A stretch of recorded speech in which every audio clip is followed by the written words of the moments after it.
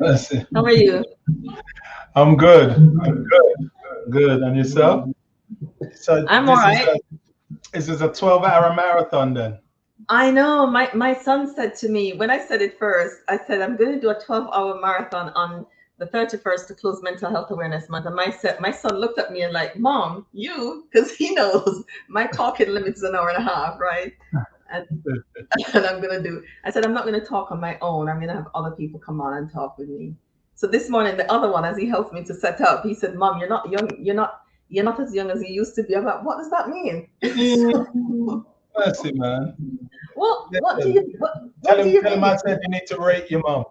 What do you mean I'm not as young? I think he's just concerned.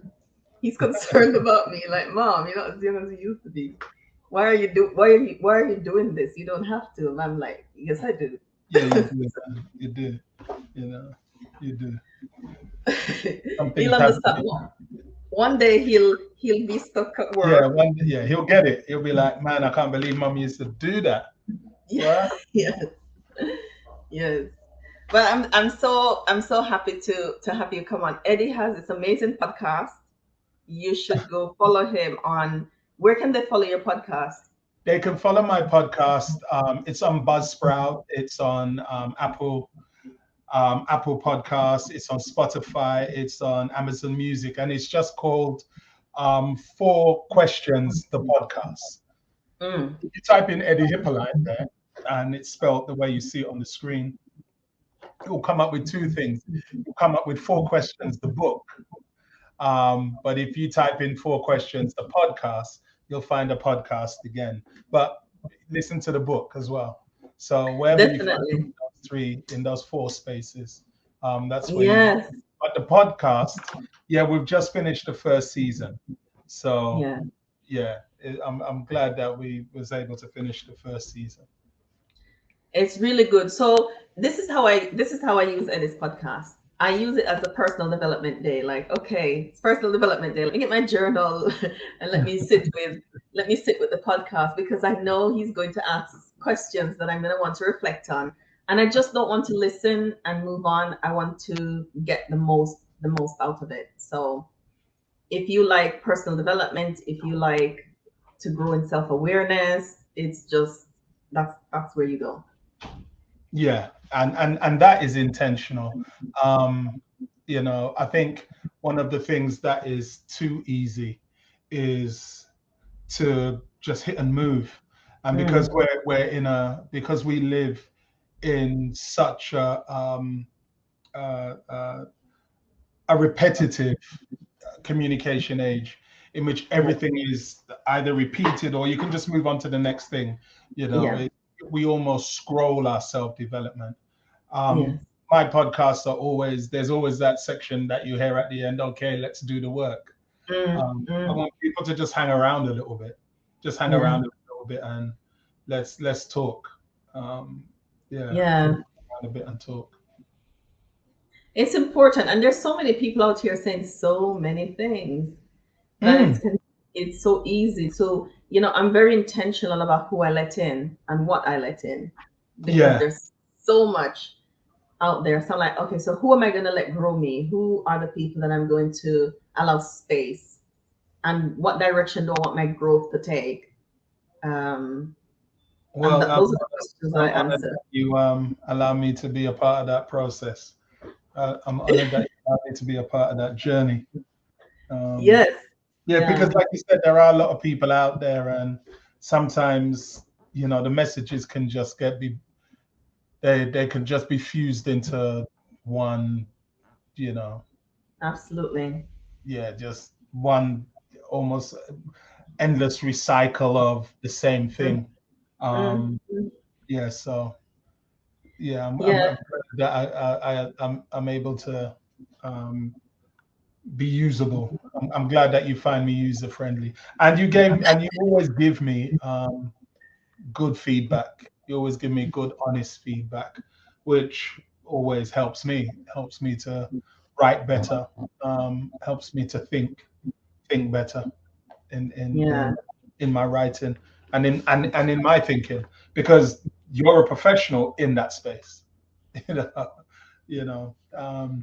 And so it's not lost on me that as a professional, you use it as a part of your own personal Mm. development, personal and professional development. So yeah, thank you. Thank you for But that. you're so deep in the things that you said, and I like that. I like depth.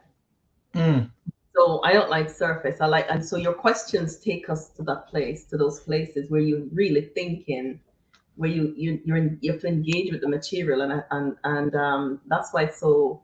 That's why I use it, and that's why I recommend it. thank you. Thank you. So black men don't cry. Thank you. Okay. Black men don't cry. Not in It, ball. that's our topic now that we're having this conversation in this Yeah, period, this yeah, segment. Black men don't cry. yeah, Um, and like, so that came about because I was doing a presentation at a church, and I shared a clip that you and I did, and because we had two conversations over that period. I think it was last year early, yeah. and we shared, and I asked you a question around healthy relationships and men. I don't remember the exact question. That recording is on here on the podcast, on the channel, for those who are new to Rooms to Scars. And I asked Eddie a question, and he talked about not black men, but just men and emotional intelligence, and because training and all that. But this gentleman he was just not happy with the response. He was just like, well, I was taught not to cry, he said. I was trained to not cry, and that's fine, basically. I can help others. And I'm thinking, I didn't want to disagree with him, because I'm like, okay, so you don't cry, that's fine. But we don't want to normalize that, Mm, because not crying is not the same as not things not happening, because the messaging is, if I don't cry, you don't have to cry. I'm thinking, so when you're in a group and other men are crying, are they okay to cry with you because you don't cry? And then I think about, Eddie, the mental health statistics on black men: mm, 3% more likely to be diagnosed with psychosis, overrepresented on mental health wards, over medicated, over everything. mm. But here is somebody saying, well, I don't cry.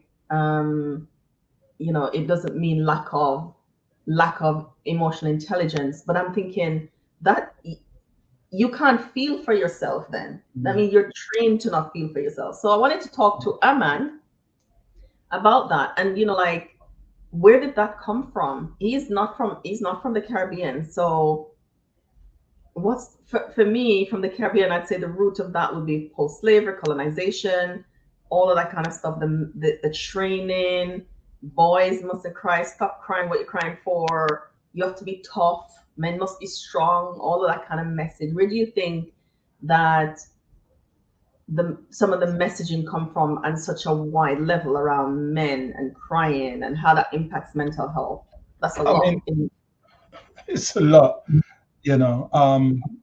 No one, no one expresses who they are and how they are in a vacuum, you Yeah, know. In our lived experience and in our lived journey, we are told stories. We become the reflections of stories, and those stories come out of experiences. They come out of um, entrenchment in various ideas. They come out of the ways in which we've been forced to see the world. Um, and so I can't speak for where it comes from yeah, in his world. But the question I would ask is, okay, all right, you don't cry, but what then is your emotional outlet? Because we cry for a number of reasons. We may cry because we're happy. We may cry because we're sad. We may cry because we're depressed. In the spiritual community, you may cry because the spirit of God just falls over you, and you. So there are conditions under which the natural response is to feel tears. deeply emotional. You know what I Yeah, mean? yeah, To yeah. feel deeply emotional, to feel overcome with emotion. So the question I would ask is, okay, you don't cry, but how do you release that emotion? Yeah. Right. A question I would have asked. All right, you don't cry, that doesn't work for you. All right, fair enough. But where Yeah. and how do you show and release that emotion? You Mm, know what I mm, mean? When tears would, mm-hmm, when the when the average person would cry because they're mm. sad, how do you release that emotion? When the Yes. average person would cry out of happiness and being overwhelmed with joy, how do you release that emotion? Mm-hmm. That's what I want to know. And who taught you that it was okay? Who taught you that it was okay to be that way? And who taught them that it was okay to be that way? Because That sometimes part. it's not, it's, you know, you may learn that from your parents, but it's not so much, you know, learning it from your parents. The question is, where did your parents learn that from? Because Came from obviously they somewhere. learned that and they parented you under the same way. You know, they say, you know, I say it jokingly, but I mean it every time I say it. They say men who don't know how to cry have nervous breakdowns, and men who don't know when to stop crying have nervous breakdowns. You know what I mean? And men who don't know when to stop crying have nervous breakdowns. So the idea being men who don't know how to release Yes. their emotions, you know. I think what it is, we have been socialized. Mm, Men have been socialized into an idea of masculinity. Uh, mm. Men have been socialized into an idea of maleness um, that that ignores and that cancels the male need for tenderness, the male Mm. need for emotional empathy, the male need for um, um, vulnerability. Yeah. Um, we've been socialized into believing that that is weakness, Mm-hmm. been Mm-hmm. socialized into, you know, and really it's a dysfunctional form of patriarchy. I've always Mm. seen it as a dysfunctional form of patriarchy. um, I've always seen it as a toxic form of patriarchy, um, because men are emotional beings. They are. They're people. Oh Lord, I've met because they're, yeah, number one, because they're people, and two, because men are emotional beings. You know what I mean? You don't go and fight. You know, you don't go and fight multiple world wars based on just logic. No. You know what I mean? Men are emotional being. Be that emotion, you know, whether or not it's whether or not it's driven by healthy ideas or whether or not it's driven by healthy principles. Men do respond emotionally. Men do respond emotionally, and so I believe that as men we've been socialized into this idea that emotion is weakness, Yeah. vulnerability is Yeah. weakness. Um, Yes. and I mean, I reject that. I reject that. Men need. I think what it is with men, we because we haven't been taught emotional IQ, because Right. men haven't grown up. You know, some men haven't grown up largely in places in which they can talk through what's really hurting them and what's really troubling them. Mm-hmm. Um, Showing that level of vulnerability for them becomes a weakness because they don't want it leveraged against them. They don't know if Yes. hands that are holding, as it were, their vulnerability are going to be safe hands. They don't know Mm. the intentions of the person who's listening to them, you know, speak about how they're doing and share that they're not doing good and share that they need help and share that they've got a mask up and they they they're basically faking it until they make it. Yeah. They don't know whether or not that is going to be leveraged against them. And so, Mm-hmm. you know, men, because they haven't been taught how to sit in those places and process those places, and because sometimes they can't find spaces of community in which to experience that and to be in that way. They just don't. They're like, no, I'm not. I'm not I'm not. risking it. Yeah, I'm not risking it. I'm not risking it. I'm not risking it. That has always been, and I think you've heard me say it before. We've discussed it on more than one occasion. That within the Christian community has always been a real that has always been a real problem for those who find it hard to find places of safe transparency. That has Yeah, been always one of the real struggles of indeed, ministry and pastors. indeed, Pastors can't indeed. find places in which they can Yes, cry, yes, and they, yes, they they can cry safely. Yeah, yes, they can yes, cry yes. safely and sit in that space of vulnerability.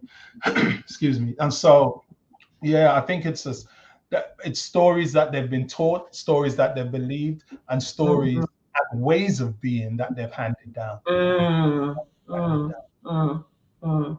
I agree. You know, I'm still stuck back at how it denies them the need for comfort. down. If you're taught not to cry, then how do you articulate then what you need Mm, and ask and able to ask for what you need mm, mm, if you're not taught how to feel on your own behalf, then you can't say I need this and this was going on for me. And it's a it's a core devaluing of your feelings. Yes. No, don't cry. No, you're not supposed to cry. No, don't express that. Lord Mm-hmm. have mercy, but it's in you, and it's gonna It's leak. That's the mistake absolutely. that men make. You Yeah. think that this isn't gonna leak. Yeah. Yeah, Yeah. if you cannot allow yourself to express that emotion, as it were, in a healthy way, then Yeah. you're going to express it in an unhealthy way. But that emotion is going to be expressed. Yeah. I think that's what men don't understand. Like, no, you will leak. It will leak in another way. It will leak either in terms of you just exploding on people, you being hard to live with, whether it be that you pick up you pick up debilitating habits, and you pick up, what I mean, really self-depreciating attitudes, that act as a form of tears. Yes. you Yes. know they become Yeah. substitute tears, as it were. And That's it. Yes. it's gonna leak. It's It gonna leak. leaks. It leaks on your children. It leaks Oh, on your partners. It leaks so many places because it it leaks has in your to. workplace. It leaks in just the way you may respond to people when you're driving. It leaks in where people are trying to be cordial with you, and you just always have a level of cynicism about people, and cynicism about, and you're always just judging. It leaks. It It leaks. leaks. It Yeah. leaks. It Yeah. leaks. And the message that I want men to take away from this, that will watch, is that, or listen when it goes out in the audio, is that if you've been taught to not feel, and you grew up with that mindset, we know that you're going through things, and what we're saying is that it will come out somehow because it has to, and you might be reaping the results of it coming out in harmful ways to the people that are around you. So maybe start the process of allowing yourself to feel on behalf of yourself, because that's what will make it stop leaking. Be kinder to yourself. Be Yeah. kind. Be kinder with yourself. You Yes. know, be be be more be more aware that you are not wired as a human being. You are not wired as a human being to ignore your feelings. You have to be No, taught as a human being to to ignore ignore it. your That's you it. you have to be taught. You have to be taught, and you put up these mental barriers that enable you to ignore your feelings. Hmm. You cannot in any way um, sit comfortably with the idea that to ignore your feelings is a healthy thing. Yeah, it's not. It's not wired that way. One of my favorite stories is Second Kings 20, and the story of Jehoshaphat, where Mm-hmm. where enemies are coming against Yeah. Israel. And the story says in verse 4, Second Kings 20, it says, when the king gets the news, it says the king was afraid. The king the king didn't even hide Pretend. it. He was Yeah, he didn't afraid. even pretend, he didn't even front. The story says the king was afraid. And what did the king do? The king called up the whole nation, come up to the temple, we're gonna pray, we're gonna fast, because and he started to pray. And in his prayer, he said this: we are powerless and we are clueless, but our eyes are on you. Look now, for a man, that is an absolute nightmare, as a man, as a leader, as a father, as a boss, as a manager, to be in the position where you are powerless and And clueless. clueless. That is, but the king's vulnerability in that moment, what was the key to his vulnerability? He says we are powerless and we are clueless, but our eyes are on you. So what he was Yeah. doing, he was making space. He was making space for God to intervene. He prayed and he asked God, are you not God? Do you not Mm. rule? Do Mm-hmm. you not deliver? Will you Mm-hmm. not act? So in Mm-hmm. all of the places that he needed help, he was making space. You know, Yeah. after we Yeah. prayed his prayer, what happens? A young person hears his pray. I mean, the Mm-hmm. young Jehaziel, one of the young priests, and he says, "Oh, King, I got a word. I got a word from God. Don't fear. The battle is not yours; it's God." Now, if that king wasn't willing to sit in Mm-hmm. his humanity, Mm. recognize his fear, embrace his fear, cry out to God. You know what I mean? If he would have done like what most men do, is like front it, hide it, go with fear into the situation, lead people into a situation where you're fearful, where you don't even know what you're doing, you're powerless and you're clueless, but you're not telling everybody how you're doing. And so in the end, you dead and everybody else around you dead. If the king would have done that, then you know what the result would have been. But because the king was willing to actually sit in that, allow his vulnerability to be seen, allow his fear to be seen. I don't know if the king cried. I don't know what he did. But the king allowed himself to be seen as fearful. He Yeah. allowed himself to be seen in his vulnerability. Somebody else picked up, you know what I mean, and received the message, which means that if you put yourself in a position where you allow your vulnerability in a safe space. Now, the king did it in front of the whole nation. You know what I mean? Maybe you ain't going to find your whole nation, but for the king, that was his safe space. Yeah. Safe place was his safe place. Number one was at the temple. His Yes. safe community. Number two was the whole of Israel. The So whole of it's it. the lesson is find a safe space, find a safe community. It To may do not it. be as big as Israel and it may not be at church, but you can find place and you can find people and allow your vulnerability and your tears and your anguish and your need to be expressed in that In space. that space. In In that that space. space, because in that space, your answer and your healing is found. That's it. That's it. I'm so glad you said that, a safe space and a safe community. And when Glenn, I'm getting Glenn and one of the other men that did the program with you Mm, here, how beneficial it was for them.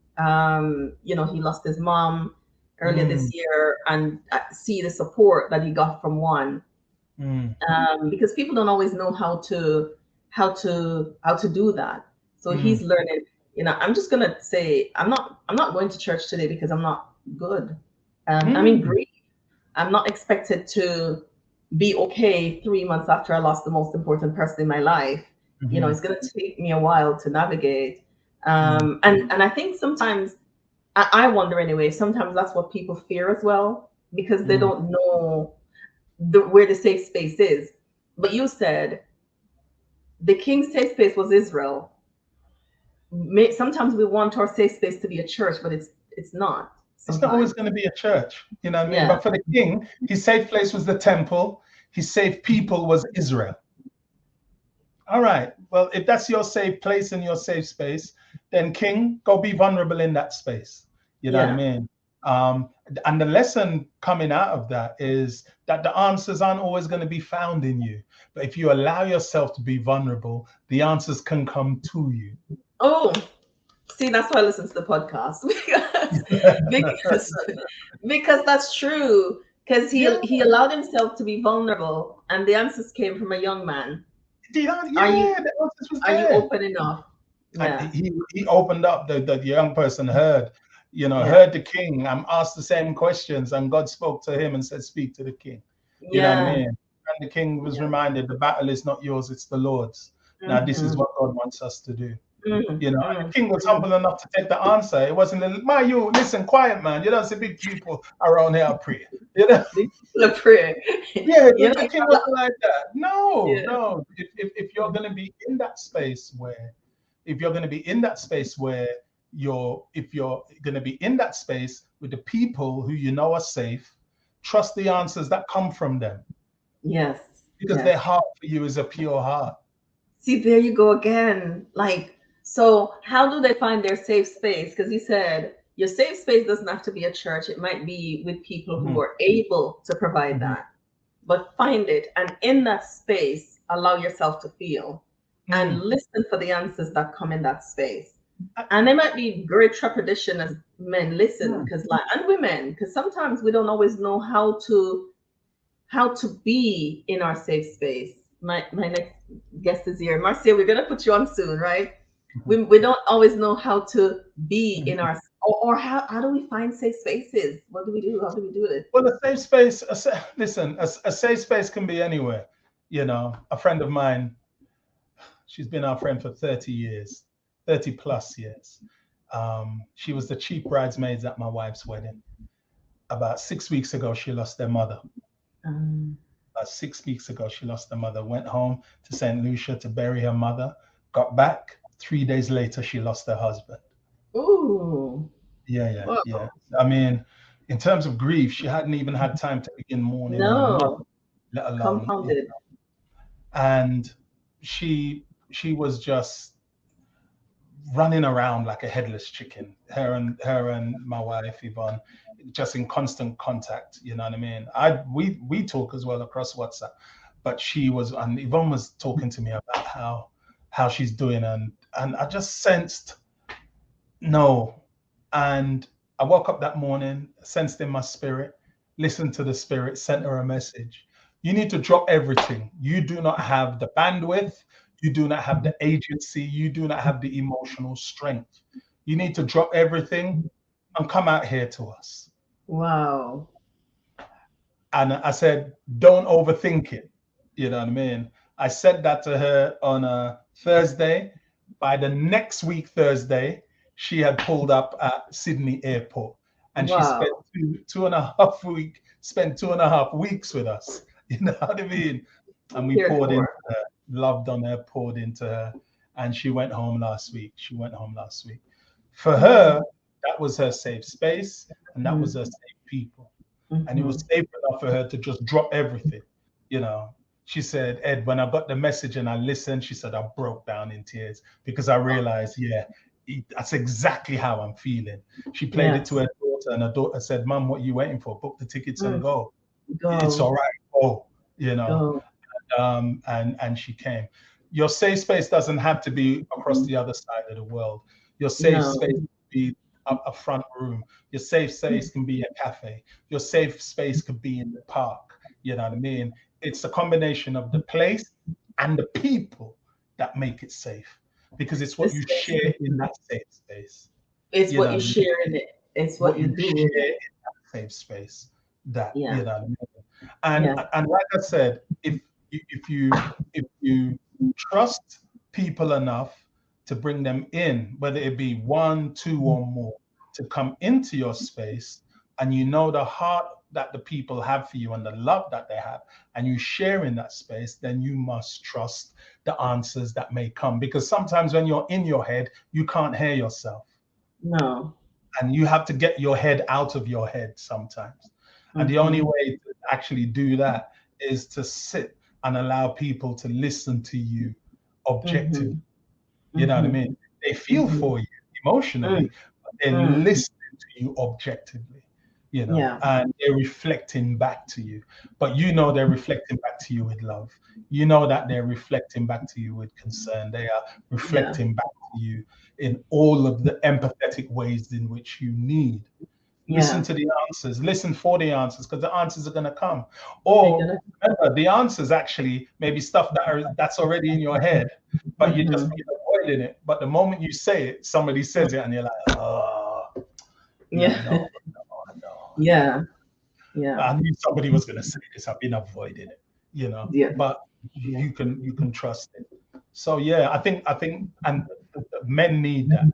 I've said it to you enough times already. The one thing that I do love about doing men's conferences and men's weekends, I love listening to the testimonies of the men whose wives sent them to the weekend. They were sent. Some came, you know what I mean. Some are sent, and some are sentenced. You know what I No. mean. Listening to the ones who are sentenced, not the ones who are sent. Or sent Yeah. and sentenced. And they always start with, I never wanted to come here. I'm serious, but man, I've been sitting through this first session, and I'm just so I needed this. I didn't even know I needed this. I didn't even know how much I needed this. You hear it all the time. I've never held a men's conference, and I've held men's conferences and spoken at men's conferences, I don't know, the past 25 years. And I've never been at a conference where I've never heard that testimony. I didn't plan on being here, but man, I'm so glad that I'm here. And so Mm. I think what we have to do is we have to normalize men sitting in their fields. We have to Yeah. normalize men being vulnerable. We have to normalize men crying and sit there Yeah. and just, oh, brethren, ball. Mm-hmm. Yeah, cry out, bro. Cry out. You know what I mean? Right And put an out. arm around a man. Put your hand on a man's head while he bawl, and sit there. And sometimes sit there and cry with him. Mm. Sit there and cry with him. If you're feeling it with him, sit there and cry with him. You know what I mean? Yes. You're gonna cry in such a way that you enable him. But you sit there and feel, what does the Bible say? Rejoice with those who rejoice with those who rejoice, and mourn with those who mourn. Mourn with those who mourn, And so I Yeah. think we have to normalize that. I think as men Yeah. have to create space, because I think a lot of men want to do that. They don't. I don't think they want to be like boo, boo, boo, who wet rags. But man, they do want to just let it go. They do want to let it go. And I think that's the thing that we can. I think that's the thing that we have to normalize. All right, let it go, bro. Let it go. Let it go. Let It it go, sounds bro. like it's a holding space Mm. that safe space is where you can be held. My first time experiencing that was when I was training as a counselor, and we Mm. do personal development group. Personal Mm. development group was painful because there's a facilitator, he's a psychotherapist, but he sits in the corner and he can't guide you, but he will tell you when you're ignoring what's in the room. So we will all we will all go sit down. Thank you so much, Marcia. We're gonna put you on soon. We will go in that room. The eight of us will sit down and nobody's talking. And he will said, "You're all ignoring what's in the room." I would be like, "Nobody spoke. What's in the room?" But what's in the room is what's in us. Our challenges, the things that we're trying not to talk about, is in the Mm. room, and it can be felt, right? And so, as he said that, and we're all irritated now at him, not because he said anything wrong, because we know we're ignoring. So, of course, somebody will drop it in the space, and we will all talk through it. And somebody else will drop something else in the space, and we'll talk through it. And that 2 years was the best part of the program for me, because because of what I admit that again, that's why I like your podcast, Mm, because it does a similar thing for me when it's a holding space. And it's mm, the first time I experienced that, when I felt like I could fall, but I knew I wasn't gonna ever hit the ground because mm, I was being held so well. mm, I was being held so well by these mm, women that I could say anything. I could bring anything in that holding space, and it mm, would be held. It would not be judged. It would mm, be heard. It would be listened to. It would be affirmed. And I could go away not feeling naked. And that's the beautiful thing about vulnerability when you're in a safe space. You do it, but you don't feel exposed. You feel mm, held. That's why I feel held, and that's what I do in my retreats, so that people can come knowing that this is a holding space, and you can just be mm, mm, in this space. You can just be what you need to be. mm, mm, I know it's not as easy for men because of that, so much training, as you said, a toxic patriarchy that gives them the impression. But I'm concerned. Like, I just read some research around mental health and young people in the UK, some research that was published by the NHS, and the rise in mental health among the young people, and 19 to 24-year-olds and 11 to 18-year-olds. And we have to give them a message to our young mm, men that it's okay to cry, it's okay to feel, it's okay to let yourself feel what you're feeling, it's okay to cry it out, talk it out, find a safe space to be with it. mm, mm. Yeah, absolutely.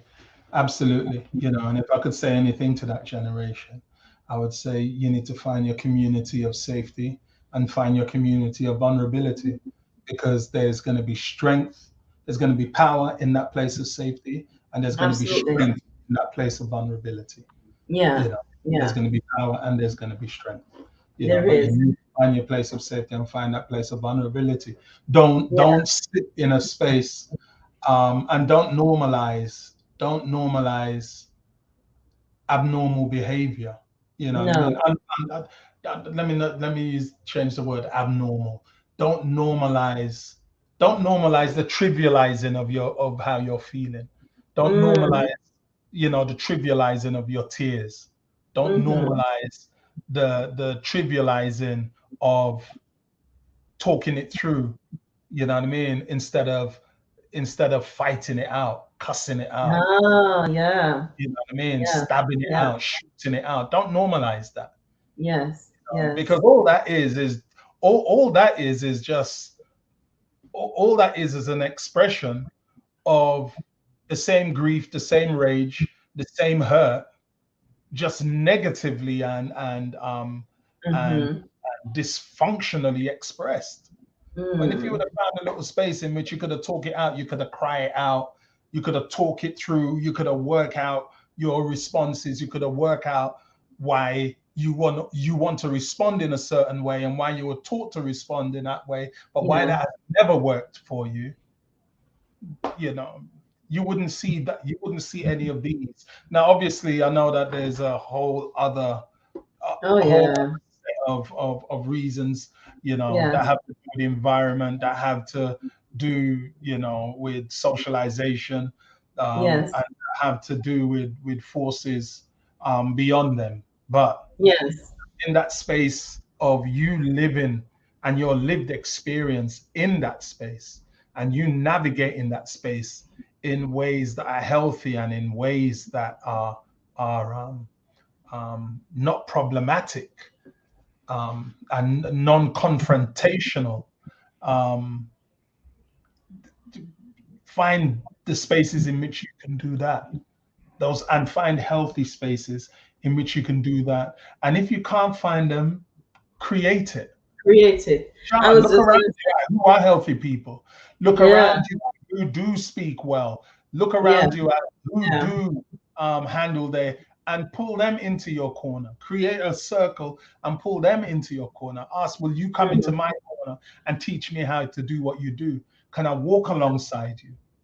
Find somebody who will mentor you in that. Find somebody who will Mm. mentor you in that, and walk alongside them. Walk alongside them. Um, Yeah. yeah. Yeah, yeah, yeah. Yeah. I, You I know, I do a course. I just finished it, the Safe Relationship Guide for Mhm. churches to do with young people around what safe relationship looks like. And Mhm. as I did some focus group yesterday morning with different young people, and they're willing to talk and open up. And I think one of the Mhm. things that we can do as we wrap up, one of the things that we can do to help is to acknowledge when something is wrong and go offer comfort, go talk, go hug, go do something. Like somebody rang me this week and is concerned about a family member, and they were gonna go via another person to, and I said call them directly. I said let them know that you know and that you care and you want to help, because I think when we can, and it's a male, when we can do it so directly, then it helps.